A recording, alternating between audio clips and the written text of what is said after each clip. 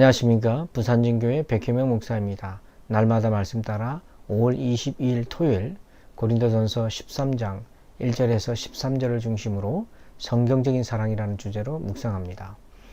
제가 한 번은 세미나 가서 주변 사람들에게 간식으로 과일을 대접했습니다. 일반인들이 하는 세미나였는데요. 목회자라는 이미지를 개선하기 위해서 그렇게 대접을 했습니다.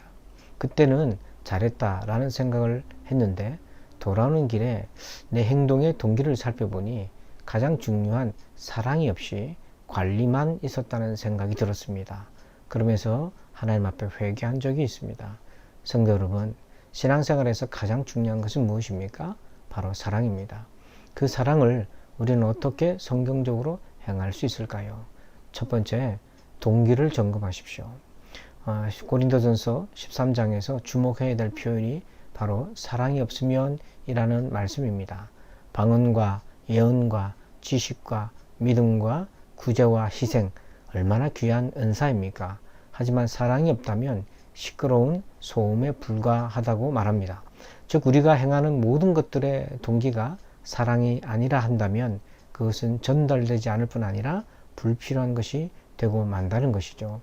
그래서 바울은 갈라디아서 5장 6절에서 이렇게 말합니다. 정말 효력이 있는 믿음은 바로 사랑으로서 역사하는 믿음뿐이라는 것입니다. 아더 핑크가 쓴 구원 얻는 신앙 중에서 데이빗 클락슨의 말을 인용하고 있는데요. 그는 이렇게 말합니다.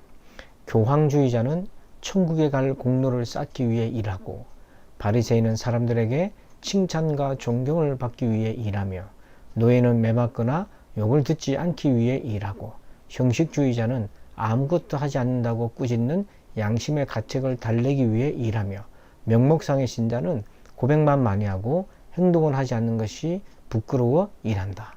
하지만 참 신자는 사랑하기 때문에 일한다. 이것이 참 신자를 일하게 만드는 원리요 동기이다. 참 신자는 하나님을 위해 일하고 그리스도를 위해 행동하는 이유는 그분을 사랑하기 때문이다. 그것이 골수에서 불처럼 타오르는 그의 유일한 동기이다.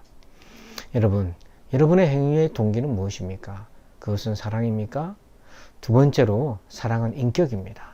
오늘 본문이 기록된 고린도 교회는 많은 은사자들이 있는 교회였습니다. 하지만 다툼이 끊이지 않았습니다. 여기서 우리는 은사는 인격이 아니라 사랑이 인격임을 확인할 수 있습니다.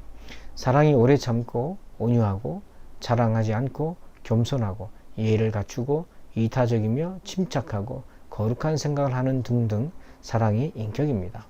은사는 기능적인 것으로 볼 수 있습니다. 기술과 인격은 동일시 될 수 없는 것입니다. 예수님도 심판의 날 은사자들을 알지 못한다고 하셨습니다. 왜냐하면 그들은 불법을 행하는 자들이었기 때문입니다. 불법을 행하면서도 동시에 은사를 나타낼 수 있다는 것이 놀랍습니다.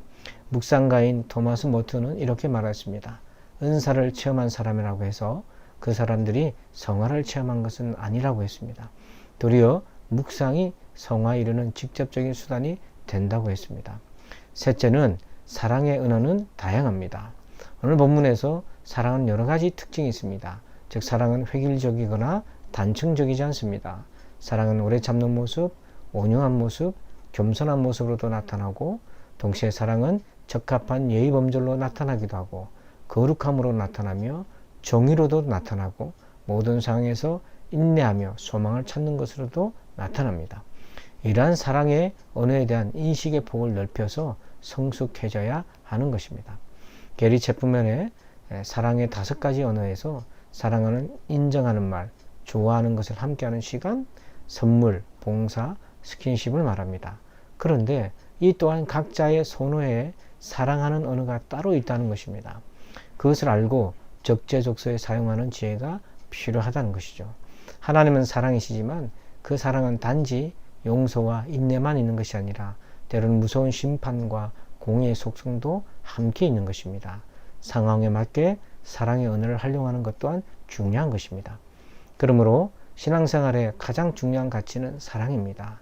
우리는 어떻게 성경적으로 사랑할까요? 첫째, 사랑이 동기가 되게 하십시오. 둘째, 사랑이 인격이 되게 하십시오. 셋째는 사랑의 언어를 배우시길 바랍니다.